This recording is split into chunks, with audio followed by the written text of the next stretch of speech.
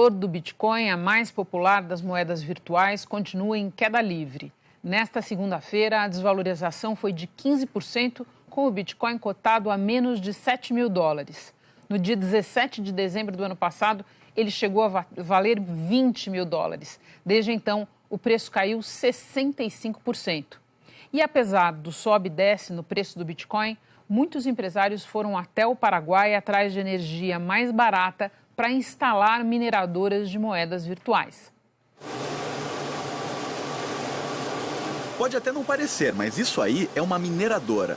Mas o que essas máquinas garimpeiras estão procurando não é ouro, são bitcoins. O processo de conquista das criptomoedas é tão competitivo que é comparado pelos investidores à corrida por metais preciosos. E tem mais chances o computador mais rápido. Funciona assim, as máquinas são todas conectadas a uma rede digital e trabalham para decodificar dados complexos, lançados por um sistema mundial a cada 10 minutos. Quem desvendar o código primeiro recebe a recompensa de 12 bitcoins e meio. Então a gente tem que interpretar uma máquina como se fosse um funcionário teu dentro de uma grande mina.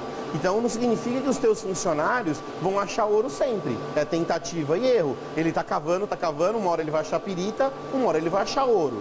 Quanto mais funcionários você tem, mais tentativa e erro você faz, maior é a sua produção no final do dia.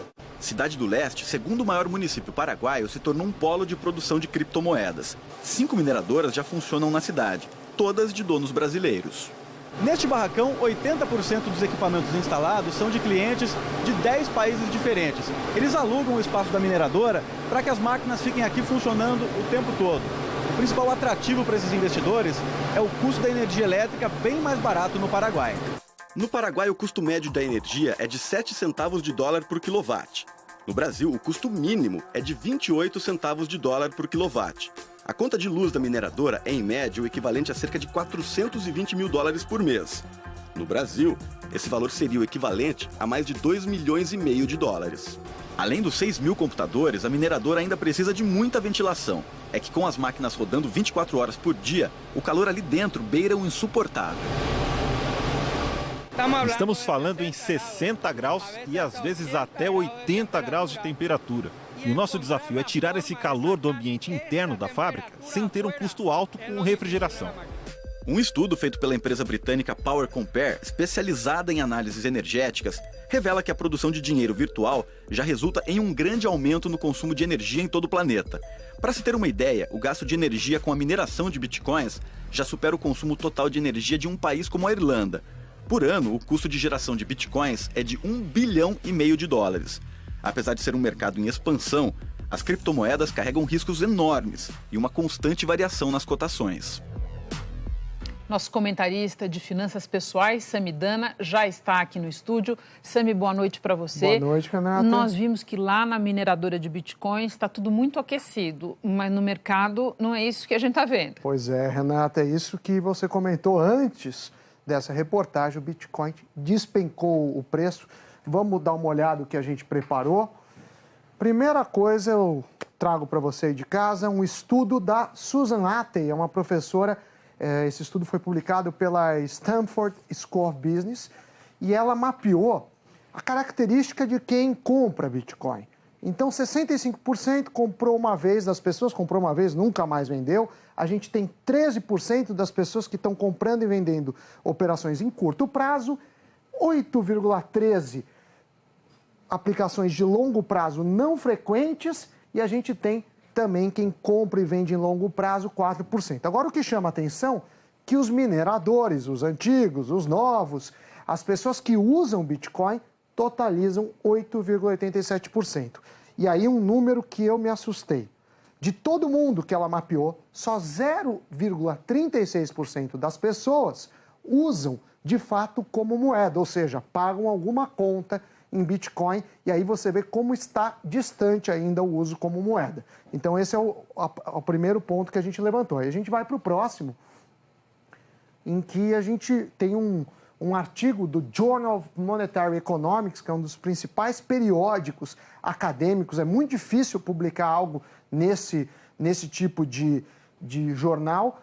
E aí eles mostram que Bitcoin teve fraude. Eles analisaram um período lá em 2013, mas não quer dizer que foi o único período que teve fraude. E mostrou que nos dias que tinha suspeita de fraude, o Bitcoin sumiu.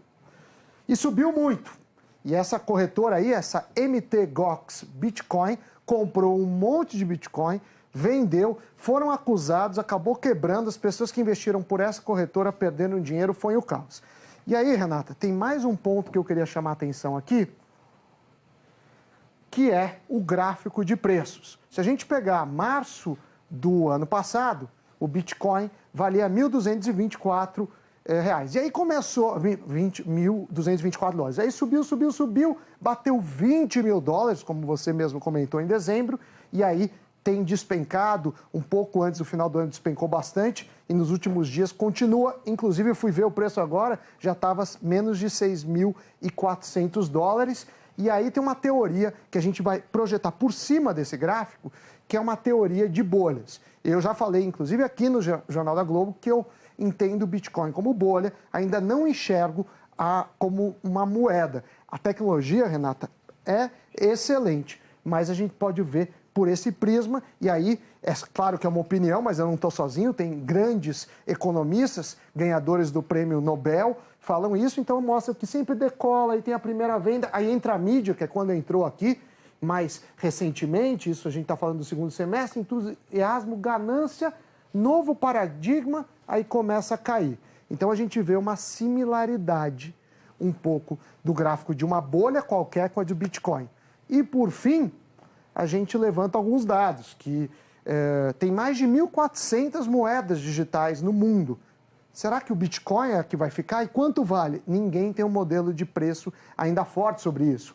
E o pioneiro, que o Bitcoin foi pioneiro, nem sempre dominou. Por exemplo, o Facebook não é a primeira rede social, a gente tinha um Orkut, quebrou. O BlackBerry era o primeiro smartphone, também sumiu do mercado. O Alta Vista, ele era um buscador, o Google atropelou ele.